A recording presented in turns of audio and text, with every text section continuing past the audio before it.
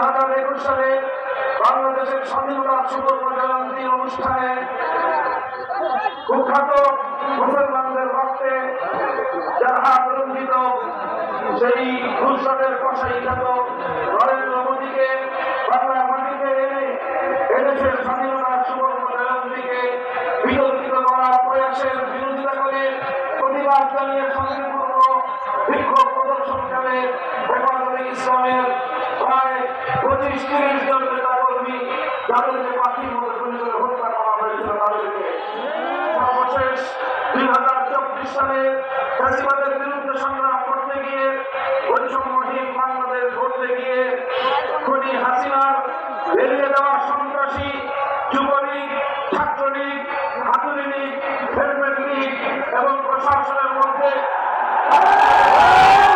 হাসিনার দলীয় ছাত্র সংগঠনের হেলিকপ্টার সহ স্নাইপার সহ নানা মরণঘাতী অস্ত্রের সাহায্যে বিভিন্ন অস্ত্রের সাহায্যে গুলি করে ঠান্ডা মাথায় খুনের শিকার 1.5 সহস্র বাংলার কামাল ছাত্র জনতা সহ সকল বীর শহীদদেরকে সংগ্রামী সাথী ও বন্ধুগণ যারা রক্ত দিয়েছিল একটি ফ্যাসিবাদ মুক্ত বাংলাদেশ দেখার জন্য, যারা জীবন দিয়েছে ফ্যাসিবাদের পতনের জন্য, যারা জীবন দিয়েছে বৈষম্যহীন একটি বাংলাদেশ গড়বার জন্য, যারা জীবন দিয়েছে অনেকেই যারা জীবন দিয়েছে আল্লাহর জমিনে আল্লাহর নবীর ইজ্জতের হেফাজতের জন্য, আল্লাহর জমিনে আল্লাহর কোরআনের কথাকে বাধা মুক্ত ভাবে পড়ার পরিবেশ তৈরি করবার জন্য। কাজেই সেই সকল বীর শহীদদের শাহাদাতের প্রতি যদি আমরা শ্রদ্ধা প্রদর্শন করতে ব্যর্থ হই, তাদের শাহাদাত বরণ করার কথা যদি আমরা বেমালুম ভুলে যাই, দেশ যদি ভুলে যায়, প্রশাসন যদি ভুলে যায়, সরকার বা রাষ্ট্র যদি ভুলে যায়, এটা হবে জাতীয় গাদ্দারি, শহীদদের সাথে গাদ্দারি। এই সকল বীর শহীদদেরকে আমাদের স্মরণ রাখতে হবে। তাদের যে আত্মত্যাগের যে উদ্দেশ্য ছিল বৈষম্যহীন জুলুম মুক্ত একটি সমাজ আমাদেরকে করতেই হবে। সংগ্রামী সাথী ও বন্ধুগণ, আমি মঞ্চে দাঁড়িয়ে স্মরণ করিয়ে দিতে চাই এবং সতর্ক করতে চাই একটি বিষয়ে, বিশেষ করে আগস্ট বিপ্লবের সেই সম্মুখ সমরের সংগ্রামী ছাত্র জনতাকে এবং এদেশের আলেম সমাজ, দায়িত্বশীল সমাজকে একটি কথা আমি স্মরণ করিয়ে দিচ্ছি বারবার। স্বাধীনতা অর্জন করা যতটা কঠিন, স্বাধীনতা রক্ষা করা তার চেয়েও বেশি কঠিন। আর বিশেষভাবে এই দেশের মানুষের একটি তিক্ত অভিজ্ঞতা রয়েছে, সে কারণে আমাদেরকে স্বাধীনতা অর্জন করার পর, বিজয় অর্জন করার পর সেই বিজয় ছিনতাইকারীদের হাত থেকে রক্ষা করবার জন্য আমাদেরকে অনেক বেশি মনোনিবেশ করতে হবে। আমরা দেখেছি 1971 সালে যখন এই স্বাধীন বাংলাদেশের অভ্যুদয় ঘটে, স্বাধীন বাংলার এই মানচিত্র খুব অল্প সংখ্যকের মধ্য দিয়ে আমরা অর্জন করিনি। এই বাংলা মানচিত্র আমাদেরকে পেতে গিয়ে তিনটি আধিপত্যবাদের বিরুদ্ধে লড়াই করতে হয়েছিল। আমাদেরকে লড়তে হয়েছিল 200 বছরের ব্রিটিশ বেনিয়ার সাম্রাজ্যবাদী শক্তির বিরুদ্ধে। আমাদেরকে লড়তে হয়েছিল সেই 1905 সাল থেকে 1947 সাল পর্যন্ত পশ্চিমবঙ্গের দাদাবাবুদের বিরুদ্ধে, যারা পূর্ববঙ্গের মুসলিম সভ্যতা এবং ইসলামী জাতিসত্তার বিরুদ্ধে ঘোরতর বিরোধী ছিল। সাম্প্রদায়িক রবীন্দ্রনাথ ঠাকুরদের নেতৃত্বে যারা এই পূর্ববঙ্গের মুসলমানদের উত্থানের বিরুদ্ধে চালনা করেছিল, তারা এর বিরুদ্ধে লড়াই করে পশ্চিমবাংলার খবরদারি মুক্ত একটি পূর্ব বাংলা 1947 সালে গঠন করতে হয়েছিল। আর তৃতীয় সংগ্রাম ছিল পশ্চিম পাকিস্তানি খান পাঠানদের বিরুদ্ধে। আমরা তাদেরকে বলেছিলাম তোমরা আমাদের ভাই, আমরা তোমাদের ভাই হতে চাই। তারা আমাদেরকে বলেছিল তোমরা বাঙালি, তোমরা হবে আমাদের দাস, আমরা হবো তোমাদের প্রভু। আমরা পরিষ্কার করে দিয়েছিলাম আমরা মুসলমান, আমাদের একমাত্র প্রভু আরশের মালিক। এই জমিনে আমাদের বন্ধু থাকতে পারে, কোন বন্ধু থাকতে পারে না। আমাদের মধ্যে কেউ প্রভুত্ব ফলাতে আসে, যে যতটা শক্তি হোক না কেন, সেই প্রভুত্ব ফলাবার যে হাত আমাদের দিকে এগিয়ে আসে, সে হাত আমরা ভেঙে গুড়িয়ে দিতে চাই। সংগ্রামী সাথী ও বন্ধুগণ, এইভাবে তিনটি আধিপত্যবাদের বিরুদ্ধে লড়াই করে 200 বছরের সংগ্রামের মধ্য দিয়ে এই স্বাধীন বাংলাদেশের অভ্যুদয় হয়েছিল। যে সংগ্রাম সূচনা হয়েছিল ইনশাআল্লাহ বলে, অর্থাৎ আল্লাহ পাকের উপর অবিচল আস্থা এবং বিশ্বাসের মধ্য দিয়ে স্বাধীনতার ডাক এসেছিল। আর এই স্বাধীনতার কমিটমেন্ট ছিল, জাতির সঙ্গে অঙ্গীকার ছিল, কোরআন সুন্নাহ বিরোধী কোন আইন এদেশে তৈরি করা হবে না।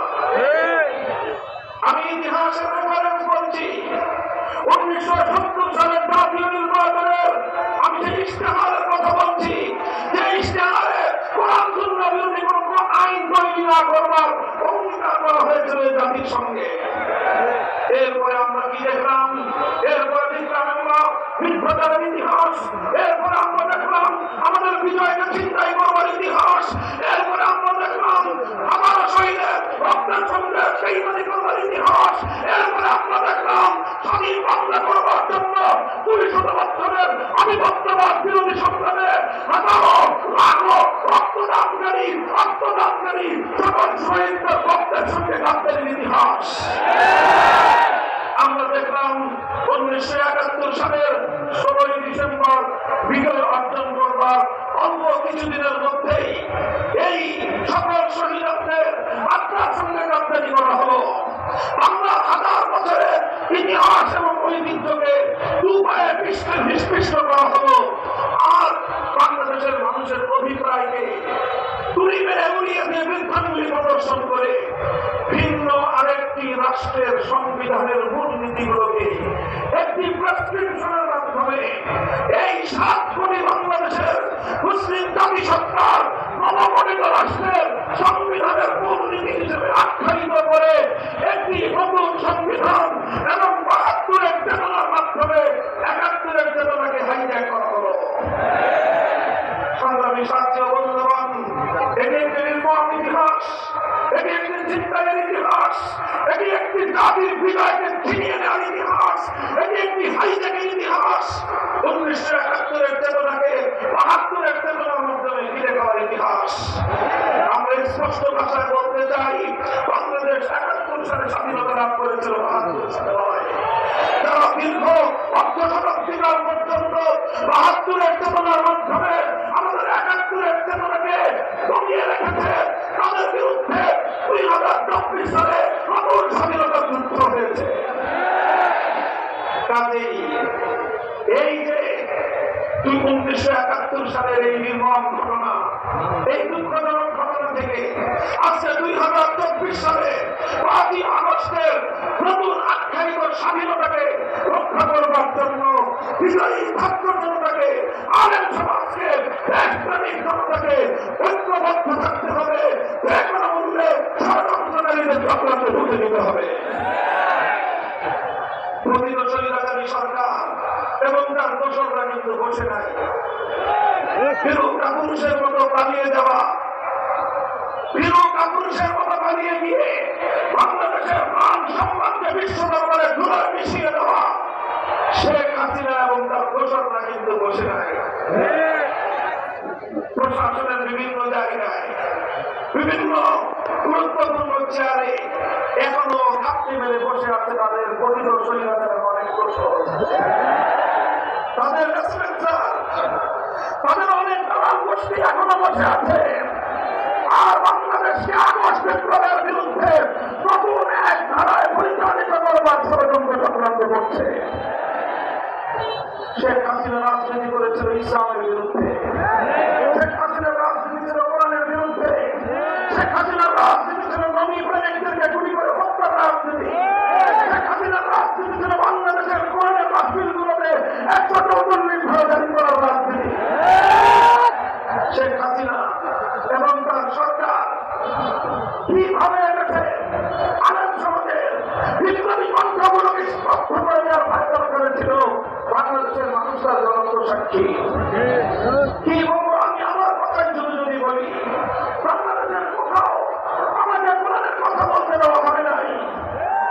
সেখানে আমার কোন মাহফিলের ঘোষণা দেওয়া হয়েছে, 144 জারি করে আমাদের মাহফিলগুলোকে বাঙ্গাল করে দেওয়া হয়েছে, আমাদের লোকগুলোকে গ্রেফতার করা হয়েছে।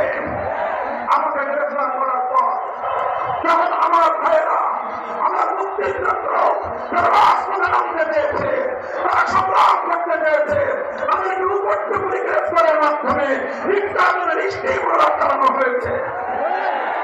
এই গাজীপুরে এই রাজবাড়ী মাঠে আমার মুক্তির জন্য কোন একটি সমাবেশ করার অনুমতি চেয়েও আমরা পাইনি। আল্লাহ রাব্বুল আলামিন আজ সে মাটিতে মুক্ত পরিবেশে শান্তিপ্রিয় সমাবেশ করার তৌফিক আল্লাহ আমাদেরকে দান করেছেন। আমরা প্রতিশোধের রাজনীতি করতে চাই না। আমাদের প্রতিশোধ হবে আদর্শের মাধ্যমে, আমাদের প্রতিশোধ হবে আল্লাহর কোরআনের পয়গাম দেওয়ার মধ্য দিয়ে। আমরা স্বাধীন বাংলাদেশে আমরা স্বাধীনভাবে আল্লাহর কোরআনের কথা বলবো।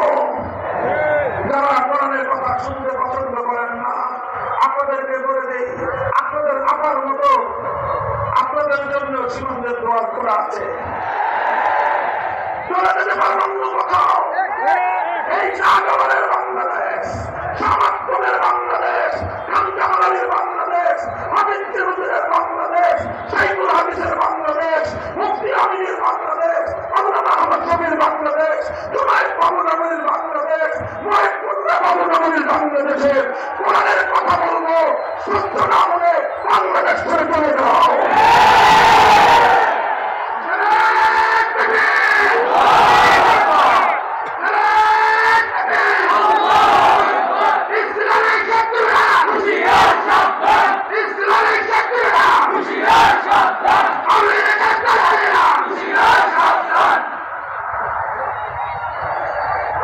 ইতিহাসের এক নির্লজ্জ লজ্জাজনক এক অধ্যায় রচনা করে বিদায়ী প্রধানমন্ত্রী প্রকৃত স্বৈরাচারী ফ্যাসিবাদের কলঙ্কিনী শেখ হাসিনা পালিয়ে গেছেন। আমার দুঃখ এবং আফসোস হয় ওই সকল আওয়ামী লীগের নেতা কর্মীদের জন্য যারা দীর্ঘদিন ধরে রাজনীতি করেছেন। তাদের মধ্যে কিছু ভালো মানুষ আছেন যারা শান্তিপ্রিয় ভাবে ভিন্ন মতের প্রতি শ্রদ্ধা প্রদর্শন করে রাজনীতি করতে চান। তাদের জন্য আমার এ কারণে আফসোস হয়, তারা ভবিষ্যতে কোন মুখে আওয়ামী লীগের নাম বলবে আর কোন মুখে শেখ হাসিনার নাম বলবে। কারণ আফসোসটা এই জন্য হয় যে তাদের নেত্রী আজ তাদের সামনে যে দৃষ্টান্ত উপস্থাপন করলেন, বাংলাদেশে আমরা দেখেছি জন প্রতিরোধের মুখে, বিরোধী পক্ষের আন্দোলন সংগ্রাম এবং অভ্যুত্থানের মুখে অনেক সরকারের পতন ঘটেছে। 1990 সালের গণ অভ্যুত্থানের মধ্যে দিয়ে জেনারেল হোসেন মোহাম্মদের সাথে সরকারের পতন ঘটেছিল। এর সাক্ষী করেছিলেন তিনি পদত্যাগ করে তিনি আত্মসমর্পণ করেছিলেন, কারারুদ্ধ হয়েছিলেন, বছরের পর বছর জেলে থেকেছেন। কিন্তু দেশের জনগণকে ছেড়ে এবং দলের নেতা কর্মীদের অরক্ষিত অবস্থায় রেখে দেশ ছেড়ে পালিয়ে যাবে। বেগম খালেদা জিয়া তিনিও বিরোধী পক্ষের অবাধ এবং আন্দোলনের মুখে প্রতিষ্ঠাতে বাধ্য হয়েছেন। তিনি পদত্যাগ করেছেন এবং তিনি সরকারের মাধ্যমে নানাভাবে নিগৃহণের শিকার হয়ে অশীতিকর বয়সে জীবন এবং মৃত্যু সন্ধিক্ষণে দাঁড়িয়ে বছরের পর বছর জেল খেটেছেন, কারারুদ্ধ থেকেছেন। কিন্তু দেশের জনগণকে ছেড়ে, দেশের মাটি ছেড়ে, আর দলের নেতা কর্মীদেরকে টপের মুখে ফেলে দেশ ছেড়ে পালিয়ে যাবে। আওয়ামী লীগের বিবেকবান লোকদেরকে আমি জিজ্ঞাসা করবো, আপনাদের নেত্রী কাজটা করবো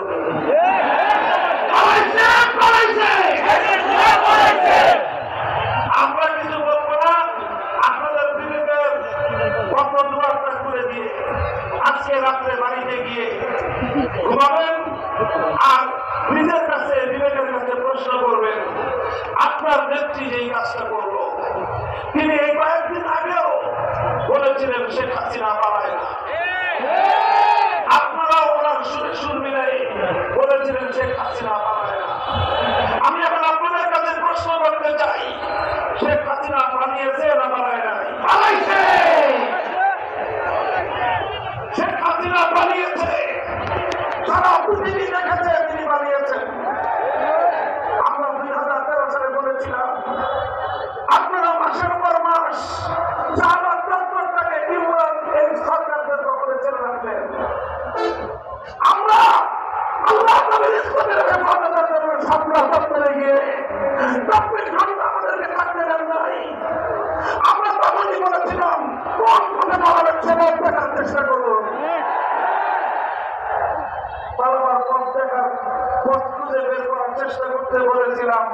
এই জন্য আমার উপরে খুব ক্ষিপ্ত হলেন উনি।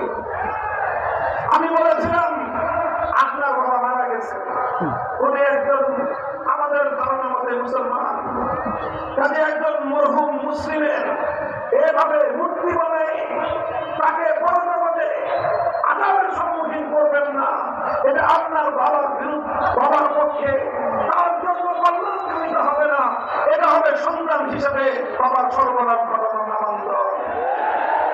এভাবে মূর্তি বানিয়ে তাকে জাতির সামনে কলঙ্কিত করবেন না। আমাদের কথা পছন্দ হলো না, আমরা কেন মূর্তির বিরুদ্ধে কথা বললাম, এজন্য তিনি আমাদের কণ্ঠরুদ্ধ করে দেওয়ার চেষ্টা করবেন। ভাস্কর্যের বিরুদ্ধে কথা বলবার অপরাধে জাতীয় সংসদে দাঁড়িয়ে আমাদের ট্যাক্সের পয়সা দিয়ে সংসদে তিনি আমাদের বিরুদ্ধে কথা বলবেন। তিনি জাতির কাছ থেকে আমাকে বিচ্ছিন্ন করার ভয় করা চালাবেন। আমাদের কোনো পরামর্শই তো শুনলেন না। এরপরে 5ই আগস্ট দেশের মানুষ কি দেখল?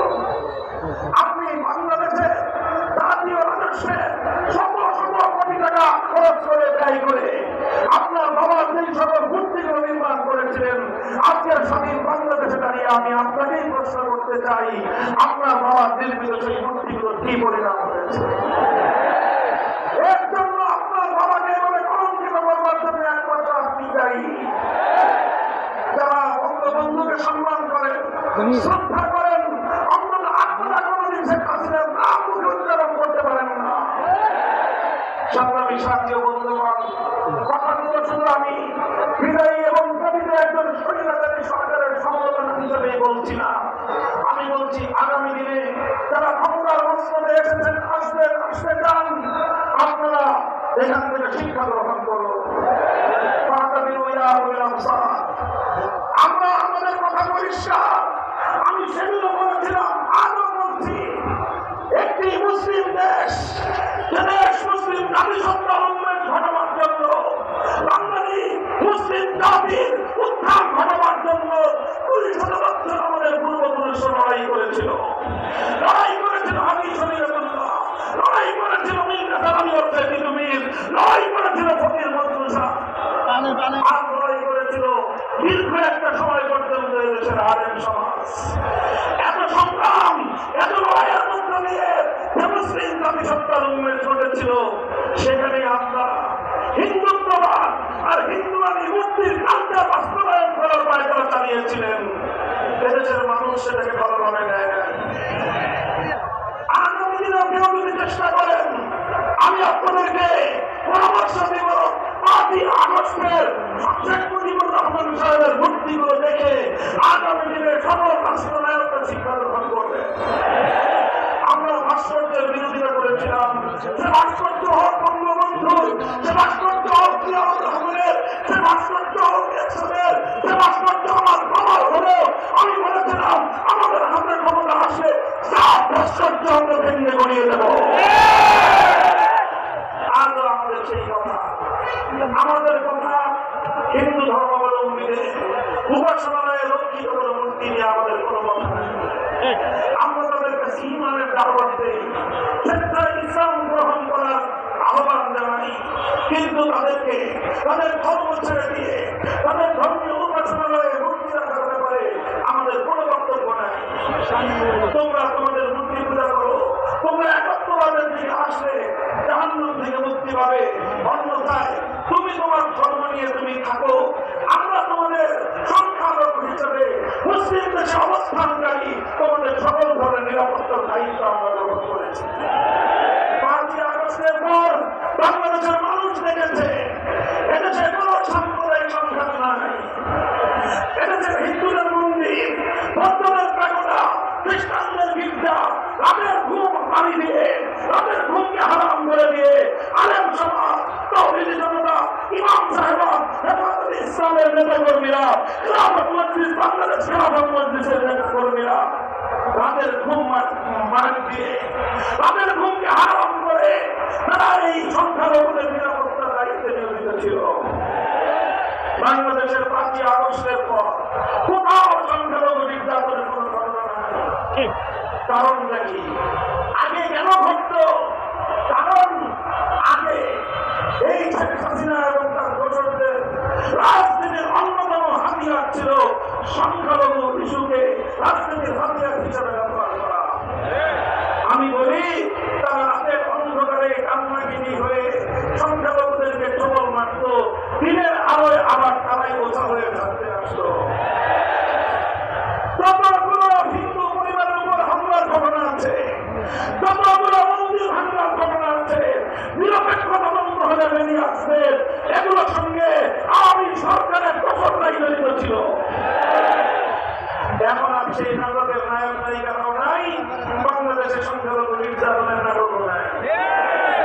ওরা আবার হত্যা আছে, সুযোগ খুঁজছে আবার সংখ্যালঘুদেরকে অন্ধকারে এসে সমাজ করবে, সংখ্যালঘুদেরকে বাড়ি ঘরে আত্মসংযোগ করে আবার বাংলাদেশের সাম্প্রদায়িকতার 20-25 বছর নিয়ে যাওয়ার পায়তারা চালাচ্ছে।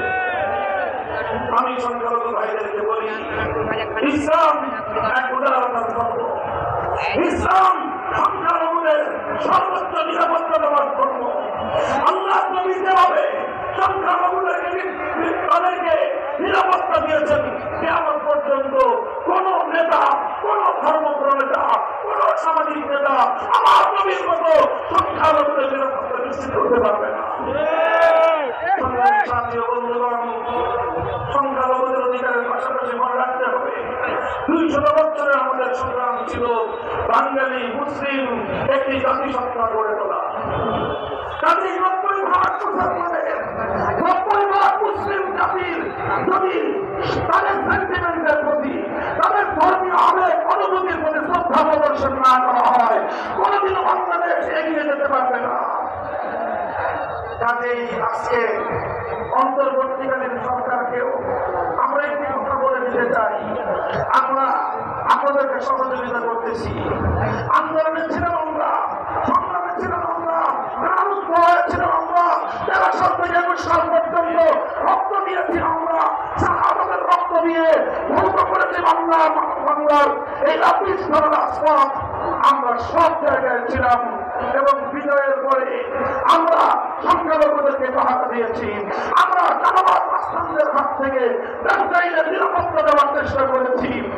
আজও পর্যন্ত আপনাদের সহযোগিতায় নিরলসভাবে আমরা কাজ করে যাচ্ছি, ভবিষ্যতেও আমরা কাজ করে যাওয়ার ইচ্ছা রাখি। তবে শুধু আমাদের একটা ইচ্ছা দিয়ে হবে না, আমাদের সহযোগিতা পাওয়ার জন্য আপনাদের ইচ্ছা রাখতে হবে। আমি একটা কথা বলেছিলাম, আমরা গায়ে করে সহযোগিতা করতে চাই, আপনারা যদি পা দিয়ে ঠাড়ি দিতে চান তাহলে পরিণাম খুব ভালো কারোর জন্যই হওয়ার কথা।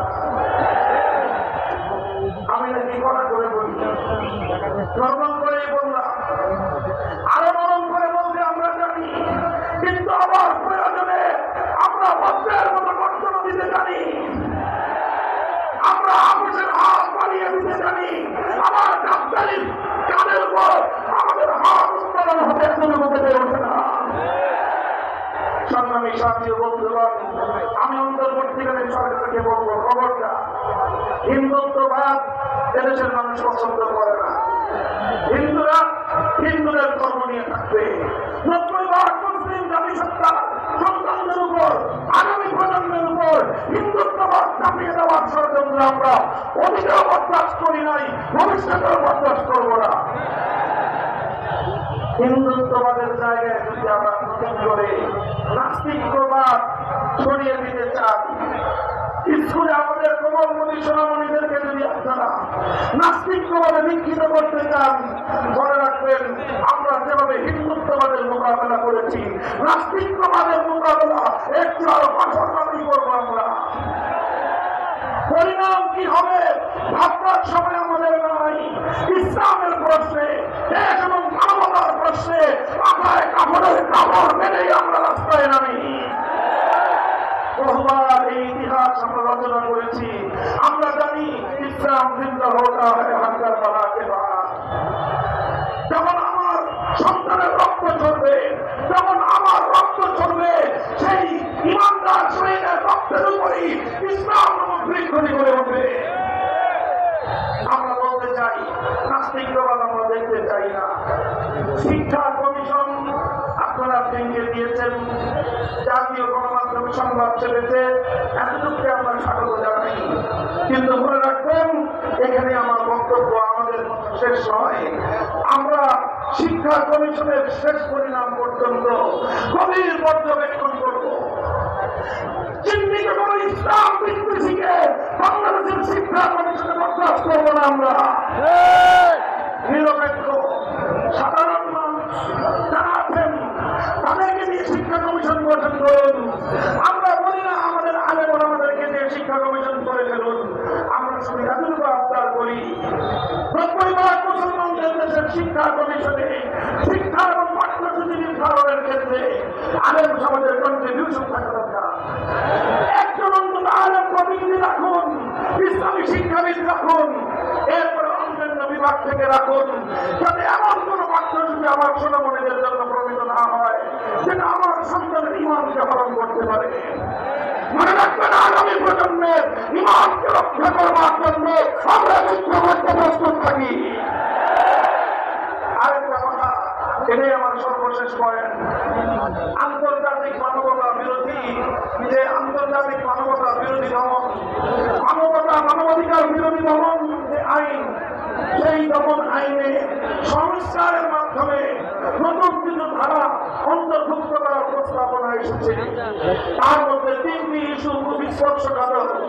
1 নম্বর, ট্রান্সজেন্ডারের নামে সমকামিতাকে বাংলাদেশে বৈধতা দেওয়ার পায়তারা চলছে। 2 নম্বর, মেরিটারিয়াল রেপ, বৈবাহিক ধর্ষণের আখ্যা দিয়ে স্ত্রীর উপর আল্লাহ প্রদত্ত স্বামীর অধিকার খর্ব করবার পায়তারা চলছে। 3 নম্বর, জোরপূর্বক গর্ভধারণ ইত্যাদি শিরোনামে আল্লাহ প্রদত্ত প্রতিটি দম্পতির স্বাভাবিক নরমাল সম্পর্ককে বিকৃত করে প্রতিটি দম্পতির মধ্যে ঘরে ঘরে অশান্তির আগুন জ্বালিয়ে দেওয়ার পায়তারা করছেন। মনে রাখবেন, আল্লাহ প্রদত্ত প্রতিটি দম্পতির যে অধিকার, সেই অধিকার যদি হাত ধরার চেষ্টা করেন, আমরা আমাদের পরিণামের কথা চিন্তা করার সুযোগ পাবো না। সে হাত আমরা ভেঙে গুড়িয়ে বিপদ হবে। 3 নম্বর ইস্যু হল, ভারতে একের পর এক ঘটনা ঘটছে, আমার নবীর ইজ্জতের বিরুদ্ধে কটূক্তি করা হচ্ছে। দুপুর সর্ব থেকে আজকে রামগিরি মহারাজ পর্যন্ত একটার পর একটা আমার নবীর ইজ্জত নিয়ে আপনারা চিনিমিনি খেলছেন। সেদিন দেখলেন মুম্বাইয়ের মুসলমানেরা ভারতের মুসলমানরা কিভাবে মধ্যে উঠেছে। যদি আপনারা এভাবেই আমার নবীকে আঘাত করতে পারেন, আপনারা আপনাদের অখণ্ডতা রক্ষা করতে পারবেন না। বাংলাদেশের রাষ্ট্রকে বলবো, ভারতীয় রাষ্ট্রদূতকে তলব করে হুঁশিয়ার করে দেন। মনে রাখবেন, ওরা আমার নবীকে গালি দিবে আর আপনারা ইলিশ মাছ রপ্তানি করে বিলি করবেন। বাংলাদেশের মানুষ সেই প্রেম দেখতে কথা বলেন, ঠিক না বেঠিক? বলবেন রপ্তানি না করলে আমাদের বৈদেশিক মুদ্রা আসবে না। শুনে রাখেন, নবীর ইজ্জতের বিনিময়ে কোন রেমিটেন্স, কোন বৈদেশিক মুদ্রা আমরা খেতে চাই না। যদি বলেন যে না খেয়ে থাকতে হবে, আল্লাহ কথাটা বলবে প্রয়োজনে পেটে পাথর রাখবো, এরপরে নবীর দুশ্মনের সঙ্গে কোন আপোষ নাই। আগামী সোমবার দিন 30শে সেপ্টেম্বর, বলেন আগামী সোমবার 30শে সেপ্টেম্বর বিকাল 3টায় ঐতিহাসিক বাইতুল মুকাররম উত্তর গেটে হেফাজতে ইসলামের পক্ষ থেকে নবীর ইজ্জতের বিরুদ্ধে কটূক্তি করার প্রতিবাদে বিক্ষোভ সমাবেশ মিছিল হবে। ইনশাআল্লাহ আমরা দেখিয়ে দিতে চাই আমরা শান্তিপূর্ণ প্রতিবাদ জানাতে জানি। আমরা দেখিয়ে দিয়েছি আমাদের নবীর ইজ্জতের হেফাজতের জন্য শাপলা চত্বরের পিচ ধরা রাস্তাকে বুকের রক্ত দিয়ে রঞ্জিত করতে আমরা জানি। আল্লাহ পাক তৌফিক দান করুন। আখেরি ময়দান আল্লাহর জমিনে যদি আপনারা বৈষম্যহীন পূর্ণাঙ্গ ইনসাফপূর্ণ সমাজ কায়েম করতে চান, মানব গঠিত তন্ত্রমন্ত্র দিয়ে সম্ভব নয়। এজন্য আল্লাহ প্রদত্ত এক রাজনৈতিক বন্দোবস্তের প্রয়োজন। আর সেই রাজনৈতিক ব্যবস্থার নাম হল খেলাফতের রাজনীতি। আমরা সেই খেলাফত বাস্তবায়ন করার জন্য একটি শপথের বলিয়ান হতে চাই। আপনারা আমাদের সঙ্গে আল্লাহ অন্যান্য খেলাফত কায়েমের সংগ্রামে কারা কারা যোগদান করবেন? আল্লাহ পাক আপনাদেরকে কবুল করুন। বাংলাদেশ খেলাফত মজলিস, যুব মজলিস, ছাত্র মজলিস সহ আমাদের সংগঠনগুলোতে আপনারা সামিল হন। ইনশাআল্লাহ দেখা হবে রাজপথে, কথা হবে স্লোগানে স্লোগানে। খোদা আকাশ, খোদার জমিন, কর্মকায়ের খোদার দিন। ধর্মবর্ণ ভিন্নমত সবার জন্য খেলাফত। সেই খেলাফতের স্লোগান জানিয়ে বক্তব্য শেষ করলাম। আলহামদুলিল্লাহ রাব্বিল আলামিন। বাংলাদেশ জিন্দাবাদ, বাংলাদেশ খেলাফত মজলিস জিন্দাবাদ। রাসূলুন মিনাল্লাহি ওয়া ফাতহুন করিম। সুবহানাল্লাহি ওয়া বিহামদিহি, সুবহানাল্লাহুম্মা বিহামদিকা, আশহাদু আন লা ইলাহা ইল্লা আনতা, আস্তাগফিরুকা ওয়া আতুবু ইলাইক। আল্লাহুম্মা আমিন বিরহমাতিকা ইয়া আরহামার রাহিমিন। আসসালামু আলাইকুম ওয়া রাহমাতুল্লাহ।